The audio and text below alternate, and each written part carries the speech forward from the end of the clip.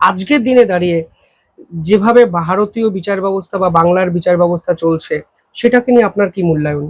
না, আমাদের ভারতবর্ষের বিচার ব্যবস্থা অত্যন্ত বলিষ্ঠ একটি ব্যবস্থা। হুম। এবং তিনটে যে পিলার আছে, তিনটে যে উইং আছে একটি দেশের, হুম। এক্সিকিউটিভ, লেজিসলেচার আর জুডিশিয়ারি, হুম। তার মধ্যে স্ট্রংগেস্ট হচ্ছে আমাদের এই জুডিশিয়ারি, এই থার্ড উইং যেটা আর কি। তো আপনি যদি দেখেন, আপনি যদি তথ্য কম্পেয়ার করেও দেখেন, করাপশন রিলেটেড অ্যালিগেশনও আমাদের ভারতের বিচার ব্যবস্থায় সব থেকে কম। মানে অন্য দুটি পিলার যদি আমরা দেখি হুম। গণতন্ত্রের, যথা এক্সিকিউটিভ আর লেজিসলেচার, তার মধ্যে সব থেকে ট্রান্সপারেন্ট আমি বলবো হচ্ছে আমাদের এই বিচার ব্যবস্থা। আর আমাদের বিচার ব্যবস্থা যেভাবে চলে, আমাদের বিচার ব্যবস্থা তো চলে হচ্ছে আপনার কনস্টিটিউশনাল মেকানিজমে হুম। আর জুডিশিয়াল প্রেসিডেন্টের উপরে নির্ভর করে। তো সেইভাবেই বিচার চলে। It's a very complex system আর কি। মানে আপনারা এখন, আমি মনে করি যেটা, যে এটা একটা খুব বড় একটা অভিশাপ বিচার ব্যবস্থার ক্ষেত্রে। এটা আমার পার্সোনাল ওপিনিয়ন। এই ইউটিউবে লাইভ স্ট্রিমিং করে এই আদালতের সওয়াল জবাব যেটি দেখানো হয়, হুম। কিন্তু সেটা দেখে, বা আমি দেখেছি বহু জায়গায় ইউটিউবার কিছু কিছু জায়গা হয়তো আপনার এডিট করে আপলোড করে দেয় আর কি। এটা কিন্তু অ্যাকচুয়াল রিফ্লেকশন অফ বিচার ব্যবস্থা নয়। যেভাবে বিচার হয় এটা তাকে রিফ্লেক্ট করে না। এটা আমি মনে করি বিচার ব্যবস্থাকে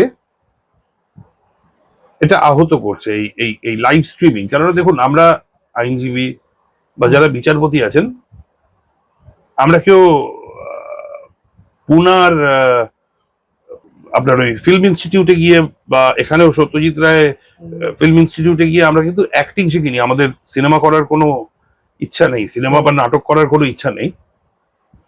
এটা একটা পেশাদার জায়গা। আমরা পেশাদার আইনজীবী হিসেবে। যারা বিচার করছেন তারা বিচারক, তারা সাংবিধানিক স্বীকৃতিতে বিচারক। এতে যেটা হচ্ছে, এতে আমরাও হয়তো অনেক সময় সওয়াল করতে গিয়ে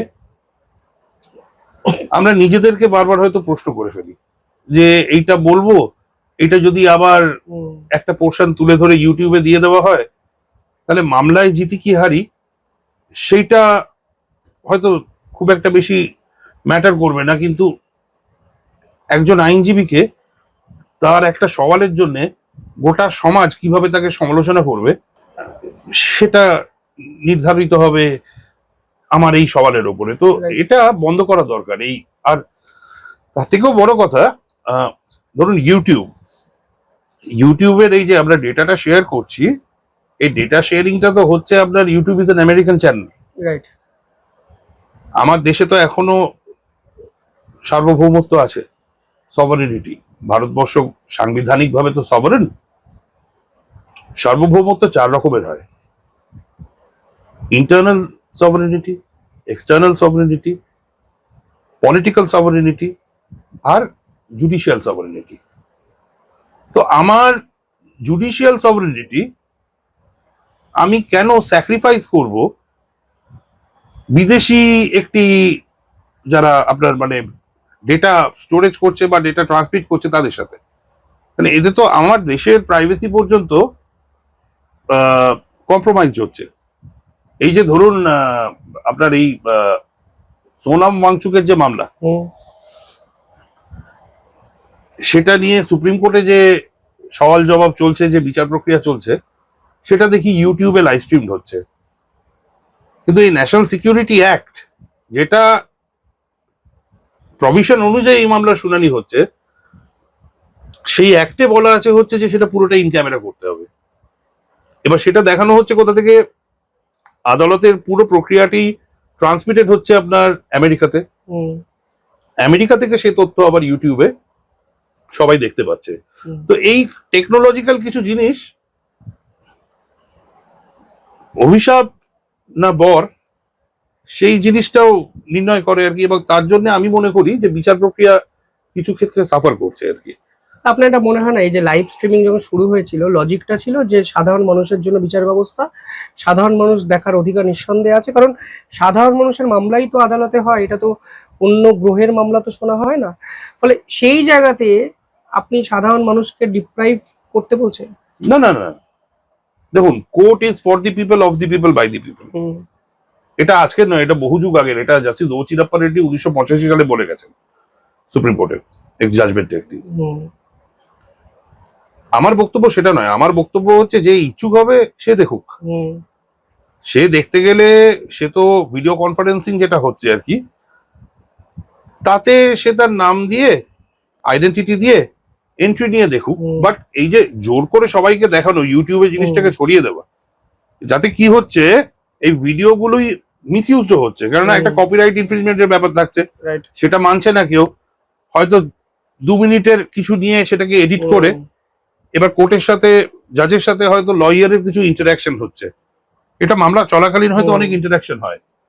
এবার সেইটাকে, জিনিসটাকে আপনার স্পাইস আপ করার জন্য সেই জায়গাটাকে এডিট করে করে তারপরে দেখাবে হচ্ছে উকিলের চোখের ভেতর থেকে আপনার ওই মানে লেজার রের মতো কি সব বেরোচ্ছে আর কি, জজ সাহেবের চোখ দিয়ে ওরকম বেরোচ্ছে, এগুলো কন্টেম্পট, এগুলো আদালত অবমাননা। তো এই জিনিসগুলো করা হয়। তো যাদের দেখার ইচ্ছে তারা অবশ্যই দেখবে, তারা ভিডিও কনফারেন্সিং এর মাধ্যমে দেখবে, লাইক মানে যেটা এতে হয় আপনার মানে জুমে হয় বা অন্যান্য যে মানে ভিডিও কনফারেন্সিং প্ল্যাটফর্মে হয়। বাট এই ইউটিউবে এরকম ভাবে জিনিসটাকে পুরো আপলোড করে দিয়ে পুরো লাইভ প্রসিডিংস, লাইভ স্ট্রিমিং চলছে, সমস্ত কিছু লাইভ স্ট্রিমিং চলছে, এই জিনিসটা বন্ধ করা দরকার। এটা আমি মনে করি যে আদালতের ডিগনিটি আর ম্যাজেস্টি এই জিনিসটার জন্য হয়তো কিছুটা হলেও বা অনেকটাই খর্বিত হচ্ছে।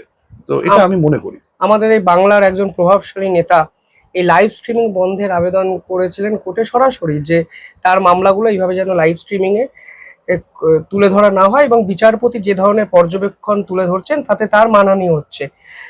এটাকে কি আপনি সমর্থন করেন? না, স্পেসিফিক বিষয়ে আমার মামলার সময় লাইভ স্ট্রিমিং বন্ধ করে দাও, অন্যদের ক্ষেত্রে লাইভ স্ট্রিমিং চালু রাখো, সেটা তো হয় না। What is sauce for the গ্যান্ডার is sauce for the goose. Right. হ্যাঁ, তো এরকম তো করা যায় না, নিশ্চয়ই তাহলে ডাল মে কুছ কালা হয়। তাই জন্য লাইভ স্ট্রিমিং আমার মামলার বিচার প্রক্রিয়ার সময় করা যাবে না সেটা বলা হয়েছিল। আর তখন তো সেই পিরিয়ডে আপনি যেটা কথা বলছেন, তখন জাস্ট একটা পাইলট প্রজেক্ট হিসেবে লাইভ স্ট্রিমিং জিনিসটা শুরু হয়েছিল। তো তখন তো এইভাবে এই আজকের দিনে আমরা যেটা দেখছি যে মিসইউজ হচ্ছে আপনার,